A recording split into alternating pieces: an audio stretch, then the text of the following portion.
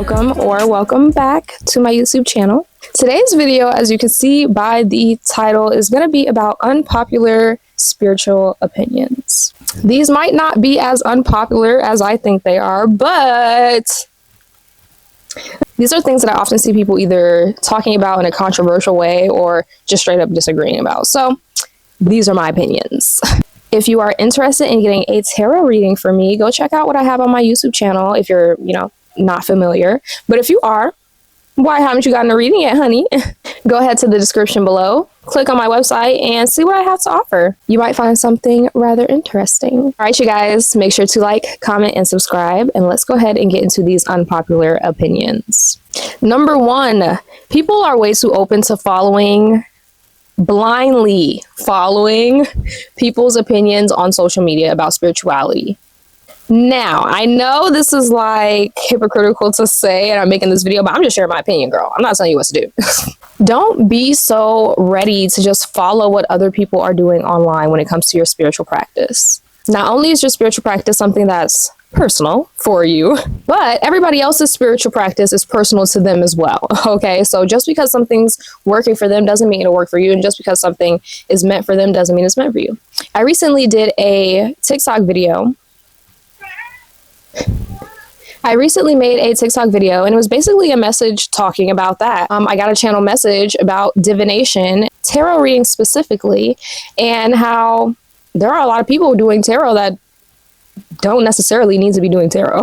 And not because it's bad, not because, they're doing anything wrong, but because that's not the form of divination for them. But because tarot has become so popular online, everybody wants to do it and everybody's doing it, people forget about the other forms of divination and don't try them until they come up on their For You page. You know what I mean? So do your own research and find out what things work for your practice. Don't just up and follow other people. Another thing with this that I'll talk about just real quick, psychosis is real, spiritual psychosis is real, and just because somebody's speaking with conviction about what they do in their practice doesn't mean you should also do that in your practice, okay? That's all I'm gonna say. Next. Number 2, people who focus on the love and light of spirituality and don't acknowledge the darkness of spirituality should not be spiritual leaders. Now, I say what you want. Unpopular opinion, girl. I do what I want. I say what I want. But seriously, I feel like that's the case. And I feel like there's a lack of accountability and a lack of honesty and a lack of depth that comes from a spiritual leader like that. Not from a person like that. Not always. Okay. Just because someone chooses to live in love and light doesn't mean that they don't do their shadow work or whatever the case. But as a spiritual leader and a spiritual teacher, if you're not going into the depths of the dark, I don't know. Unpopular opinion. So what you want? Comment below. What do you think about number 2? There is a lot of duality that comes with the spiritual journey. And if you're just inviting people saying, look how beautiful, look how beautiful, look how beautiful, they're going to float right on over. And they get mad as hell at you when they're in the depths of it.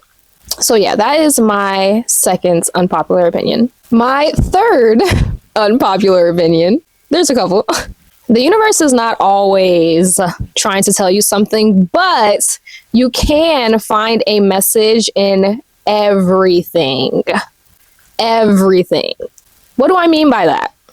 Just because somebody walks across the street with their dog on a pink leash does not mean, oh my God, I saw a pink leash at the store, I need to spend my money. But it could, right? So my point in saying this is discernment is something that is lacking in the spiritual community. And I feel as though it's a little bit troubling to spread the word of the universe not being so communicative. That's not necessarily what I want to say, but it can be a little bit troubling to communicate to your audience, your spiritual audience, especially beginner audiences who have not yet had that connection experience with Source themselves, for them to now expect to be constantly getting these messages and constantly having this back and forth with Source and getting these messages from this guide and this guide and this archangel.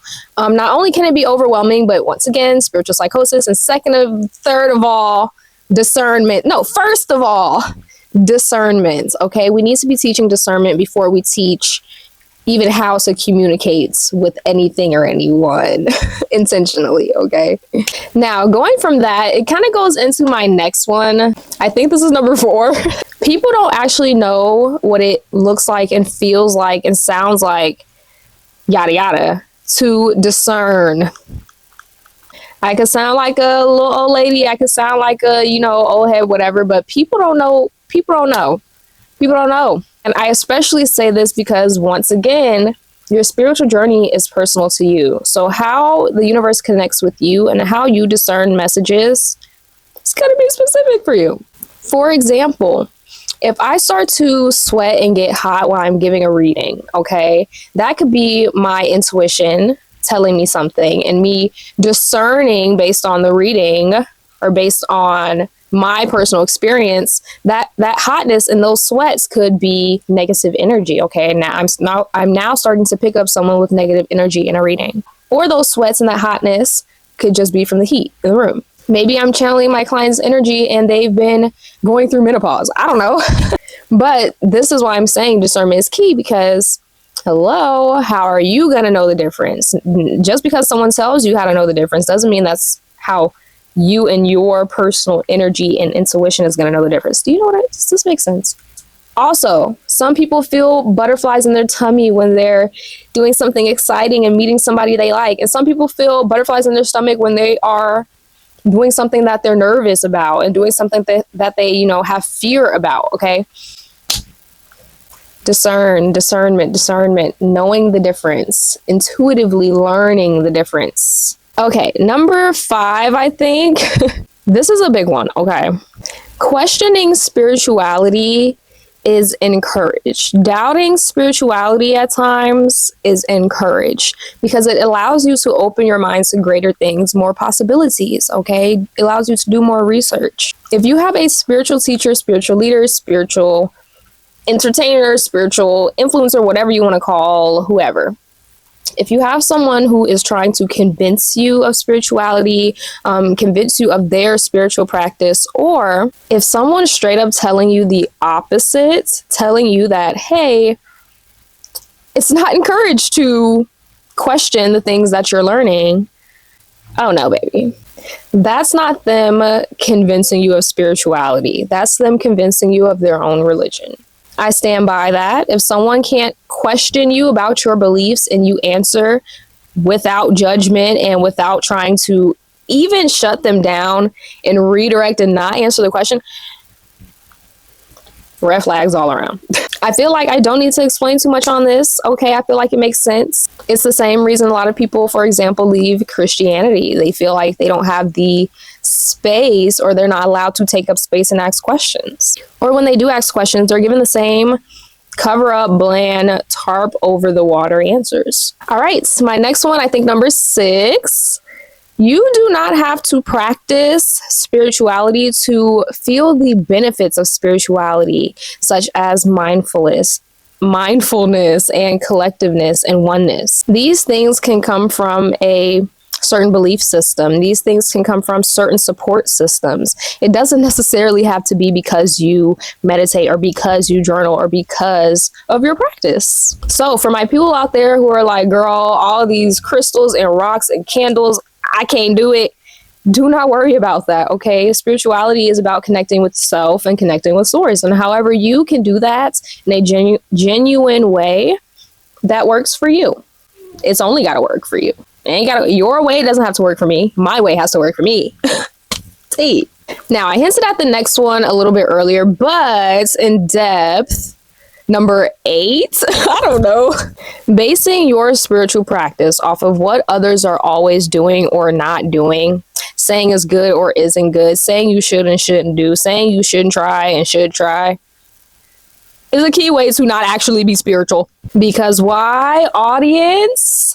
I put a whole bag of jelly beans up my ass. Exactly. Your spiritual practice is yours. Now, that's not to say there aren't closed practices, because there definitely are. But if you see that people are saying not to meditate for more than 10 minutes, why?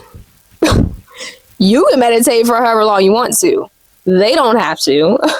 You see what I'm seeing here? Autonomy and having this sense of, again, discernment and understanding. Just because somebody's doing something doesn't mean it's what's for me. Is super, super important in a spiritual journey, especially with social media and all these things. You know, you can end up doing something and it harming your spiritual journey more so than helping you. And let me clarify, I'm also not saying you can't take advice from people, because we need spiritual leaders and we need spiritual mentors. Okay, so don't act like I'm saying that. But don't just copy everything that they do. This is either number 8 or 9. Y'all, this is sick. I don't know what number I'm on, but it's the last one. This is okay, so buckle up. Religion has its rightful place in spirituality at times. Boo, boo. I know some people don't like it. Some people are clapping. Some people are getting up and walking out. I said what I said.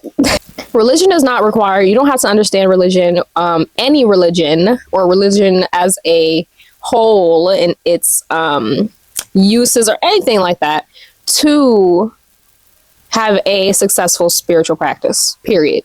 Even with certain specific practices, it's not always a necessity, especially if that's something you're not comfortable with or you're not connected to. If you open a Bible and you get the sweats and you're scared, you can either work on it, close that Bible up and work on it, or say that's not for you. But understand, especially, for example, in hoodoo, the Bible is a big tool in hoodoo. And me, coming from a Christian background that I did not enjoy, not really, I was really like, girl, why would I be cracking open a Christian Bible?